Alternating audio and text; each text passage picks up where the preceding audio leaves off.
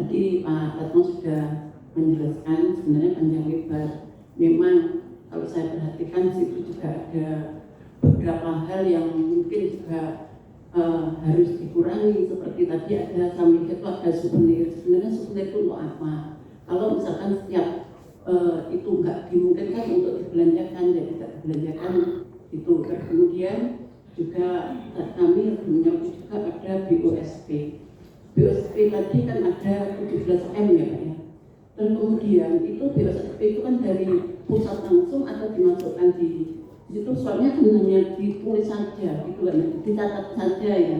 Nah itu gimana itu kalau dicatat saja nanti mempengaruhi dari pengeluaran itu apa tidak? Terus kemudian gimana dengan bantuan-bantuan yang lain, apakah termasuk di dalam BOSP tersebut untuk bebos dan sebagainya? Saya itu dulu, terima kasih. Terima kasih. Dilanjut dari fraksi PKB. Terima kasih. Assalamualaikum warahmatullahi wabarakatuh. Pimpinan Bagas dan teman-teman DPD yang saya hormati, setelah mencermati dari paparan Kepala Dinas Pak Suratno bahwa apa yang saya tanyakan kemarin berkaitan dengan seberapa banyak gedung-gedung bangunan-bangunan yang rusak, baik itu berat, sedang maupun ringan. Saya berpikir bahwa fungsi pemerintah itu kalau kita menurut aturan tidak lepas dari 4 hal. Yang pertama fungsi regulasi, fungsi servis, fungsi struktur, dan fungsi empowerment. Dalam hal ini kita kalau berbicara fungsi servis ya terkait dengan bagaimana pelayanan dinas pendidikan terhadap satuan-satuan pendidikan yang ada di bawahnya. Berkaitan dengan fungsi struktur, bagaimana dinas pendidikan melalui anggaran yang dikelola bisa melakukan upaya pembangunan baik di sektor infrastruktur, sarana dan prasarana maupun pembangunan SDM. Kami melihat dengan banyaknya bangunan-bangunan yang tadi dipaparkan, ada ratusan bangunan yang rusak berat, sedang maupun ringan. Maka sesungguhnya kita ini terbatas dengan anggaran, terbatas dengan waktu. Pak Ratno tidak selamanya menjadi kepala dinas pendidikan, bisa saja sesuai dengan kewenangan bupati tahun depan atau tahun berikutnya bisa berubah berganti. Maka dalam proses ini setidaknya porsi anggaran yang dimiliki dinas pendidikan, saya ingin tahu arahnya ini terkait dengan pemberdayaan, terkait dengan pembangunan SDM dan pembangunan infrastruktur sarana prasarana seperti apa. Kalau kemudian dari angka saja terlalu minim, yang dianggap belanja modal 920 juta, kemudian di situ ada ratusan sekolah-sekolah yang masih belum layak, masih belum terpenuhi standar pelayanan minimalnya. Ini bagaimana mungkin kemudian ada efek kemajuan dari urusan pendidikan kita? Padahal pendidikan adalah salah satu urusan wajib yang memang harus kita tunjukkan. Sehingga mandatori anggaran 20% itu kalau toh sudah terpenuhi, kira-kira konsentrasi terkait dengan pembangunan itu di arah mana? Saya tidak melihat porsi anggaran di arah proses pembangunan, di arah infrastrukturnya, sarana prasarana. Buktinya apa? Belanja modalnya hanya di angka 820 juta. Ternyata kalau kita melihat data yang disebutkan tadi, ada ratusan sekolah yang hari ini rusak, kondisi rusak berat, rusak sedang maupun ringan. Bagaimana penyelesaiannya? Apa menunggu roboh atau bagaimana? Maka saya berpikiran begini, anggaran 1,2 triliun itu kira-kira berdampak untuk masyarakat kita sejauh mana efek manfaatnya? Kalau hanya belanja modalnya di angka hanya 920 miliar, mau bangun apa kita? 920 juta. Nah, saya tentu berpikir harus ada konsentrasi terkait dengan rusaknya fasilitas-fasilitas sekolah. Itu semua negeri apa swasta tadi Pak? Negeri swasta. Negeri semua apa dengan swasta? Kalau swasta kan sudah ada penanggung jawab yayasan. Artinya apa negeri semua? Kalau negeri semua berarti kan menjadi tanggung jawab pemerintah daerah. Nah, keberpihakan anggaran kita ini seperti apa sesungguhnya? Kalau kemudian masih banyak di angka belanja barang habis pakai. belanja modal ini kan yang bisa dirasakan secara langsung Pak manfaatnya oleh satuan-satuan pendidikan yang di bawah kita. Selama ini, ya mohon maaf, seperti apa analisa terkait dengan keberpihakan anggaran daerah, khususnya dinas pendidikan kepada satuan-satuan pendidikan yang ada di bawah naungannya, yakni mulai dari PAUD sampai SMP, SLTP. Ini penting, sehingga kita diskusi ini urusan 1,2 triliun anggaran pendidikan yang jauh lebih besar daripada dinas-dinas lain. Ini harus ada keberpihakan yang nyata, tidak hanya sekedar kemudian belanja habis pakai. Karena fungsi pemerintah terkait dengan fungsi servis, fungsi struktur ini harus nyata. Maka dari itu kenapa kemarin saya minta data itu? Ya tentu kita harus berbanding lurus terkait dengan porsi anggaran yang disiapkan dengan potensi yang akan digunakan sejauh mana nilai manfaat dan dampaknya. Karena kalau ngomong anggaran ya tidak lepas dari urusan alokasi, distribusi, dan stabilisasi. Kalau ngomong alokasi hari ini, komitmen kita, alokasinya sudah jelas clear sesuai dengan amanah mandatori undang-undang 20%. Bisa lebih. Kemudian distribusinya apakah sudah sesuai atau tidak? Kalau hanya belanja modelnya ke 920 juta ya gimana mungkin, ya tentu akan menumpuk dari tahun ke tahun kalau itu tidak segera selesai dituntaskan dari tahap ke tahap. Misalnya hari ini ada 800 sekian sekolah yang rusak berat. Berarti dinas pendidikan harus punya mindset tahun ini berapa yang harus kita tuntaskan, tahun depan berapa, sehingga ada proyeksi. Ibarat kita mau ngomong proyeksi perencanaan RPJMD 5 tahun ke depan, tidak ada sekolah yang di bawah naungan dinas ada yang rusak, semuanya kondisi baik. Ini penting Pak, bagaimana kemudian pendidikan bisa berhasil kalau kemudian sarana prasarana tidak memadai, sarana prasarana masih jauh dari angka ideal.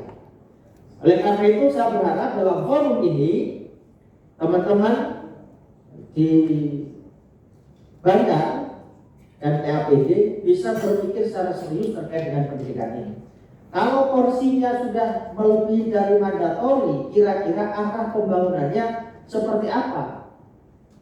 Mau diarahkan untuk hanya belanja habis pakai, atau hanya mau dihabiskan untuk peningkatan kalau kesejahteraan ya sudah menjadi mandatori yang tidak bisa diubah.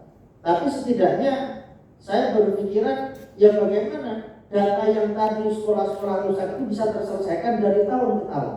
Misalnya hari ini kita mengarahkan dinas pendidikan bagaimana menuntaskan 100 sekolah yang kategori rusak berat.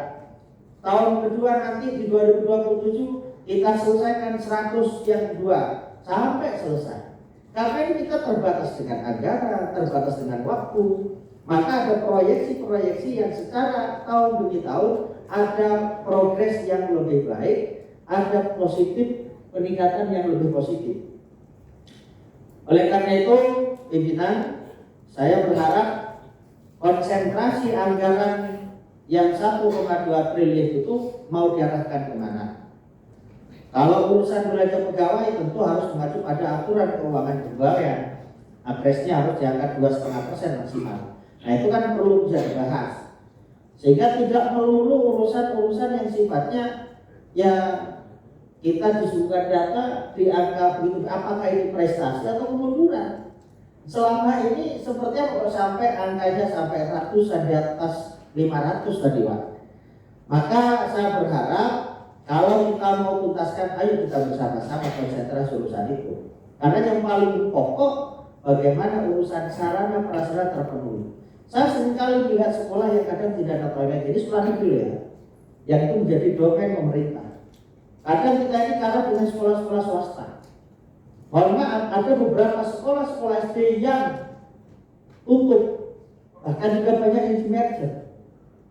Ini persoalannya apa? Apakah karena partisipasi pendidikan yang terlalu minim atau memang layanan pendidikan yang tidak diberikan secara maksimal, utamanya urusan fasilitas.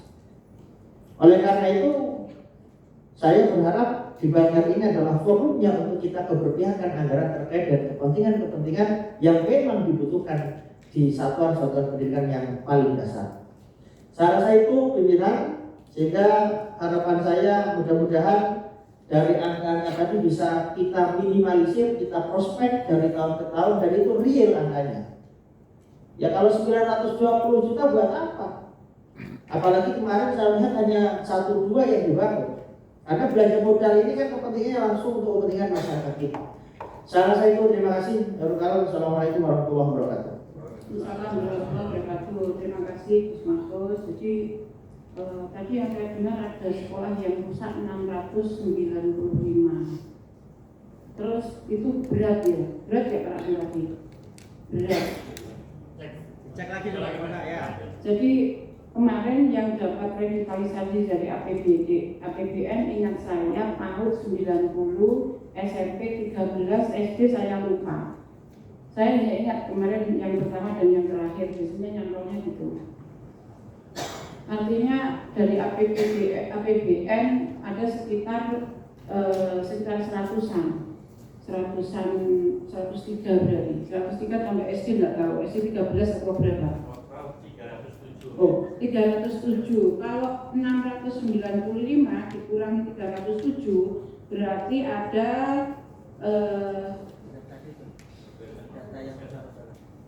288 yang belum tercover, ya kan? 6 dikurangi 388 yang belum tercover. Lah, 388 yang belum tercover ini sudah dimasukkan di anggaran belum? Belum. Sebagian kecil itu berapa? Mungkin bisa lihat data bersama-sama, pimpinan. Ya. Izin pimpinan, jadi RKA teman-teman itu semuanya minimalis. Saya ulangi, semuanya memang minimalis karena kita mengejar yang kemarin ada minus 70 M itu pun PEK sudah kita keras, sudah efisiensi, kita minimalis semua. Bisa ulangi, teman-teman ini RKA-nya belum bisa gerak tahun depan.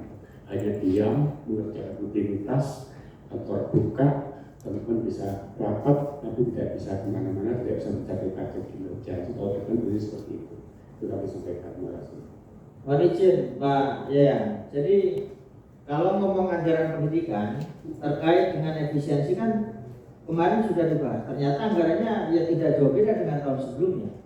Nah, komitmen pembangunan terkait dengan pemenuhan sarana prasarana di bawah yang di bawah naungan Dinas Pendidikan ini seperti apa komitmennya? Kalau angka itu dianggap kecil, ya tentu kita lucu. Berapa sih jumlah sekolah kita? SD, silahkan lihat. SD rusak berat ada 2011. Rusak ringan itu ya. Rusak berat ada berapa? 677. Iya. SD 677. Yang rusak berat 677. Koreksi Pak Bagus, itu kelas bukan sekolah ya. Ya. Kelas. Kelas bukan sekolah. Ya. Kelas. Jumlah kelas. Ya. Jumlah sekolahnya berapa SD-nya? SD 800, yang negeri swasta sekitar 824. Oke. Jadi begini. Artinya adakah komitmen dari Dinas Pendidikan untuk bisa menuntaskan itu? Kalau hari ini anggarannya ngomong efisiensi, tidak bisa bergerak karena ngomong efisiensi, anggaran Dinas Pendidikan tetap. Artinya tidak jauh beda dari tahun sebelumnya di proyeksi 2026 ini. Maka sejauh mana komitmennya untuk menyelesaikan itu? Kalau untuk itu dianggap kelas, ya kan harus diselesaikan, tidak kemudian dibiarkan menumpuk-numpuk sampai kemudian menjadi lebih banyak. Ini menyangkut urusan standar pelayanan. Karena bagian dari servis pemerintah itu bagaimana keberpihakan anggaran kita terhadap kebutuhan-kebutuhan yang paling dasar. Dan pendidikan yang utamanya menurut saya. Oleh karena itu, ya harus ada komitmen. Sehingga membahas anggaran ini adalah bagaimana kita bisa memetakan. Makanya butuh RKA sesungguhnya. Hati-hati seperti itu. Misalnya ada yang prioritas, ada yang tidak terlalu prioritas. Yang memang kalau kita ngomong anggaran money flow function, uang mengikuti fungsi. Maka kekuatan kita itu berapa sih? Makanya saya kemarin tertantang untuk ngomong berkaitan dengan belanja modal saja kok hanya 920 juta. Kan ironis sekali dengan anggaran 1,2 triliun. Begitu menurut saya. Mas. Oke, terima kasih. Nanti silakan dijawab lagi. Sekarang saya sampaikan gilirannya fraksi